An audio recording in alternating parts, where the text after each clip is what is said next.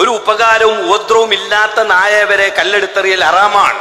ബഹുമാനപ്പെട്ട ഇബ്നു ഹജർ അൽ-ഹൈതമി റളിയല്ലാഹു അൻഹു തൗഫീൽ പറഞ്ഞു കാണാം, തെരുവ് നായക്കളുണ്ട്, അതുകൊണ്ട് ഉപദ്രവമൊന്നുമില്ല, എന്നാൽ അവരെ കല്ലെടുത്തെറിയലോ ഉപദ്രവിക്കലോ പാടില്ല. എന്ന് മാത്രല്ല, നമ്മുടെ അടുക്കൽ അല്പം വെള്ളമുണ്ട്, നമുക്ക് വുളൂ ചെയ്യാൻ, അംഗസ്നാനം ചെയ്യാൻ മാത്രമേ ആ വെള്ളം മതിയാകൂ.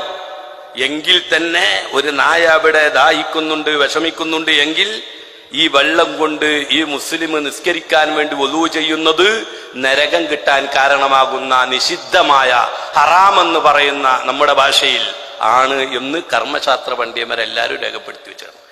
നമ്മുടെ വേട്ടയ്ക്ക് വേണ്ടി ഉപയോഗിക്കുന്ന നായപ്പറ്റിയല്ല, നമുക്ക് കാവലിന് വേണ്ടി ഉപയോഗിക്കുന്ന നായപ്പറ്റിയല്ല, അത് നമുക്ക് ഉപകാരമുള്ള അല്ല. ഒരു ഉപദ്രവവും ഇല്ല, ഒരു ഉപകാരവും ഇല്ല തെരുവ് നായകള്.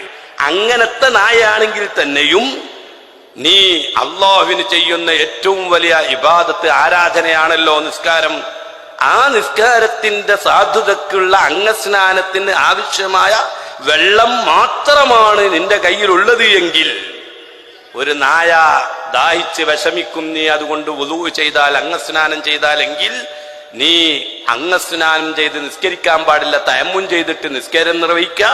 ഈ വെള്ളം ആ നായയെ കുടിപ്പിച്ച് അതിന്റെ ബുദ്ധിമുട്ട് അകറ്റണം എന്ന് പഠിപ്പിക്കുന്ന ഇസ്ലാം എത്ര സൗന്ദര്യമാണ്.